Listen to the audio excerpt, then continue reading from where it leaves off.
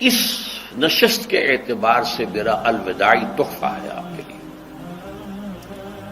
اور وہ یہ کہ میری جو دینی، ملی، تاریخی، سیاسی، عمرانی جو سوچ ہے، جو فکر ہے میرا، جو 50 برس سے زائد عرصے کے مطالعے اور غور و فکر پر مبنی ہے، اس مطالعے میں میری آنکھیں بنیادی طور پر قرآن اور حدیث ہیں، لیکن یہ کہ دنیا کا مشاہدہ، کھول آنکھ، زمین دیکھ، فلک دیکھ، فضا دیکھ، دنیا میں کیا ہو رہا ہے، کیا کیا عوامل ہیں، ماضی کیا تھا، ہم کہاں کھڑے ہیں، اب کہاں جانا ہے، اس پر میری ایک سوچ ہے، میرا فکر ہے۔ پھر یہ کہ ہماری اخروی نجات کا دار و مدار کس چیز پر ہے۔ تاریخ کے بہاؤ کو نہ میں روک سکتا ہوں، نہ آپ روک سکتے ہیں، وہ تو ڈام بہتا رہے گا، اور اس کو فیصلہ کرنے والا صرف اللہ ہے۔ کسی فرد بشر کے اختیار میں نہیں ہے کہ وہ تاریخ کے بہاؤ کو موڑ دے۔ ہاں، محمد رسول اللہ نے موڑا تھا صلی اللہ علیہ وسلم، لیکن یہ ہے کہ ہم اس تاریخ کے بہاؤ میں تنکوں کی طرح بہتے چلے جائیں، یا یہ کہ ہمیں کچھ کرنا ہے۔ اس اعتبار سے میں اپنے فکر کا خلاصہ آج آپ کی خدمت میں پیش کروں گا، وہ میرا اس سلسلہ اجتماعات کے اعتبار سے الوداعی تحفہ ہوگا۔ اب میں آغاز کر رہا ہوں۔ پہلی بات، اس سبب میں 3 باتیں مجھے کہنی ہیں۔ سب سے پہلی بات یہ کہ زندگی کی سب سے بڑی حقیقت موت ہے۔ ہم بھلائے رکھتے ہیں، اپنے ذہن سے اسے دور رکھتے ہیں، لیکن واقعہ یہ ہے کہ زندگی کی سب سے بڑی حقیقت موت ہے۔ خدا کے منکر پیدا ہوئے ہیں، لیکن موت کا انکار کرنے والا بھی کوئی پیدا نہیں ہوا۔ اس لیے میں نے آیت آپ کو سنائی، کل نفس ذائقۃ الموت، ہر ذی نفس کو موت کا مزہ چکھنا ہے، ہر جاندار کو موت کا مزہ چکھنا ہے۔ ثم الینا ترجعون، پھر ہماری طرف لوٹا دیے جاؤ۔ تو زندگی کی سب سے اہم حقیقت موت، اور موت کے بعد رجوع اللہ، آخرت، یہ سب سے بڑی حقیقت ہے۔ ایک حقیقت سب مانتے ہیں، سب جانتے ہیں، دوسری حقیقت کے اوپر پردہ پڑا۔ میں نے اس اعتبار سے نوٹ کیا، یہ الفاظ قرآن میں 3 مرتبہ ہے، کل نفس ذائقۃ الموت، ہر جاندار کو موت کا مزہ چکھنا ہے۔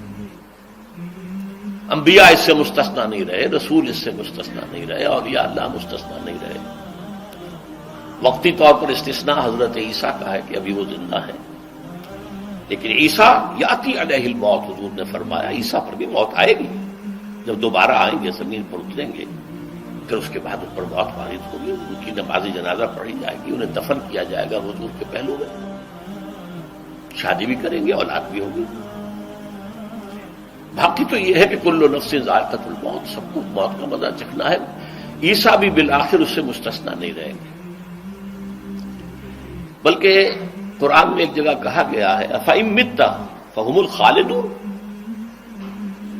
کیا ہے نبی، اگر آپ کا انتقال ہو گیا تو یہ کیا ہمیشہ رہیں گے؟ کون ہے دنیا میں جو ہمیشہ رہے؟ انتقال تو ہونا، آپ کا بھی ہونا ہے۔ انک میت وانہم لمیتون، یہ تو مختصر ترین الفاظ تھے۔ اس سے آگے بڑھیے، سورہ انبیاء میں فرمایا کل نفس ذائقۃ الموت وَنَبْلُوكُمْ بِالشَّرِّ وَالْخَيْرِ فِتْنَةً وَإِلَيْنَا تُرْجَعُونَ، ہر جاندار کو موت کا مزہ چکھنا ہے، اور اس سے پہلے پہلے ہم تمہیں آزماتے رہیں گے، خیر کے ذریعے بھی، بھلائی دے کر، صحت دے کر، دولت دے کر، اولاد دے کر، شہرت دے کر، اور برائی کے ذریعے سے بھی، تنگ دستی دے کر، بے عزتی دے کر، اہانت دے کر، ذلت دے کر، وَإِلَيْنَا تُرْجَعُونَ، اور پھر ہماری طرف لوٹائے جاؤ گے۔ یہ وہ دوسری حقیقت جو میں نے کہا کہ جس پر پردہ پڑا ہوا ہے، بہت بڑا پردہ ہے۔ لوگ یہی سمجھتے ہیں کہ یہی دنیا کی زندگی ہے۔ قرآن کہتا ہے ان الدار الآخرۃ لہی الحیوان لو کانوا یعلمون، یہ تو آخرت والی زندگی ہے جو اصل زندگی ہے، کاش کہ انہیں معلوم ہوتا۔ اس سے بھی زیادہ تفصیل سے یہ آل عمران میں آئی ہے آیت۔ کل نفس ذائقۃ الموت وانما توفون اجورکم یوم القیامہ، ہر جاندار کو موت کا مزہ چکھنا ہے اور پھر تمہیں پورا پورا تمہارا اجر اور بدلہ دے دیا جائے گا قیامت کے دن۔ فمن زحزح عن النار وادخل الجنۃ فقد فاز، جو کوئی آگ سے بچا لیا گیا اور جنت میں داخل کر دیا گیا وہ تو کامیاب ہو گیا۔ اللہم ربنا اجعلنا منہم، اللہم ربنا اجعلنا منہم، اللہم ربنا اجعلنا منہم۔ وما الحیات الدنیا الا متاع الغرور، اور دنیا کی زندگی تو سوائے دھوکے کے سامان کے اور کچھ نہیں۔ دھوکہ کس معنی میں؟ یہ تمہیں اصل زندگی سے غافل کر دیتی ہے۔ تم کہیں سفر پر جا رہے تھے، تمہارا کہیں گھر تھا، تمہیں واپس آنا تھا، تم راستے ہی میں کسی دلچسپی میں ایسے مگن ہوئے کہ گھر بار سب بھول گئے۔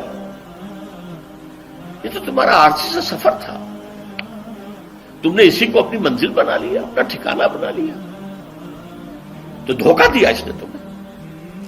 ویسے دنیا کی زندگی دھوکہ نہیں ہے، بڑی حقیقت ہے، اس لیے کہ حضور نے فرمایا انما الدنیا مزرعۃ الآخرہ، یہ دنیا آخرت کی کھیتی ہے، یہاں بو گے تو وہاں کاٹو گے، یہاں کچھ کمائی کرو گے تو وہاں اس کا بدلہ ملے گا۔ اس اعتبار سے دنیا بہت بڑی حقیقت ہے، ایک ایک لمحہ بہت بڑی قیمتی شے ہے، لیکن اگر یہ دنیا تمہیں آخرت سے غافل کر دے تو اس سے بڑا دھوکے باز اور کوئی نہیں۔ یہ اصل دجال ہے۔ میں نے تقریباً 60 برس کی عمر کو جب میں پہنچا تھا تو موت کا انتظار شروع کر دیا تھا۔ میرے قریبی احباب کو معلوم ہے، میں کہتا رہا، یہ بھی کہتا رہا کہ بھائی میں اپنے حصے کا کام کر چکا، جتنی صلاحیت اللہ نے دی تھی، جتنی بھی میرے اندر استعداد تھی، میں اس کو بھرپور طریقے پر استعمال کر چکا۔ دم واپسی برسر راہ ہے عزیز و اب اللہ ہی اللہ ہے، یہ میرا معاملہ رہا ہے 60 برس کی عمر سے۔ اس کے بعد اللہ نے مزید 14 برس دیے ہیں، یہ نافلۃ لک کے درجے میں کہتا ہوں، اس کا اللہ کا عطیہ خصوصی ہے، نفل ہے، ہمیشہ کہتا رہا ہوں۔ مسنون زندگی تو 61 برس ہے ہمارے حساب سے۔ علامہ اقبال کے بارے میں سنا ہے کہ رویا کرتے تھے کہیں میری عمر حضور کی عمر سے زیادہ نہ ہو جائے۔ وہ 6 مہینے کم ہی رہی ہے حضور کی عمر سے۔ جو حضور کی عمر تھی وہی حضرت ابو بکر کی، وہی حضرت عمر کی، وہی حضرت علی کی۔ ہاں، حضرت عثمان 82 برس کے ہوئے ماشاءاللہ۔ پھر یہاں کے مجددین میں سے وہی عمر حضرت شیخ احمد سرہندی کی، وہی شاہ ولی اللہ دہلوی کی۔ ہاں، شیخ عبدالحق محدث دہلوی رحمۃ اللہ علیہ 82 برس کے ہوئے۔ لیکن یہ میں کہا کرتا تھا مسنون عمر تو 61 برس ہے، جسے ہم 63 کہتے ہیں وہ اصل میں ہمارے حساب سے 61 بنتا ہے۔ وہ 63 قمری ہے، جو 9 دن کم ہے، قمری سال جو ہے وہ شمسی سال سے۔ بہرحال میں اس وقت سے منتظر تھا، لیکن جو بھی وقت اللہ نے دیا ہے اللہ کا شکر ہے، وہ مفید کاموں میں لگا ہے۔ ان میں خاص طور پر میں سمجھتا ہوں کہ اللہ کا مجھ پر سب سے بڑا احسان، اور مجھے پر نہیں، بہت بڑے پیمانے پر لوگوں پر جو احسان ہوا ہے، وہ میرا 1998 کا دورہ ترجمہ قرآن جو کراچی میں ہوا تھا۔ 1998 کے مارچ میں میرا بڑا آپریشن ہوا، دونوں گھٹنے تبدیل کیے گئے، لیکن 98 کے آخر میں، حالانکہ میں چل نہیں سکتا تھا، کراچی میں مسجد جو ہے اونچی ہے، دوسری منزل پر ہے، تو خاص ریمپ بنایا گیا جس کے ذریعے میں ویل چیئر پر مجھے لے جایا جاتا تھا۔ میں نے درس دیا۔ اس درس کی گزشتہ چند سالوں سے پوری دنیا میں جو گونج ہوئی ہے اللہ کے فضل و کرم سے، اللہ کوئی حکمت خداوندی اس کے ساتھ وابستہ ہے۔ اس میں میرے کسی کام کو دخل نہیں ہے، میری کسی کوشش کو دخل نہیں ہے۔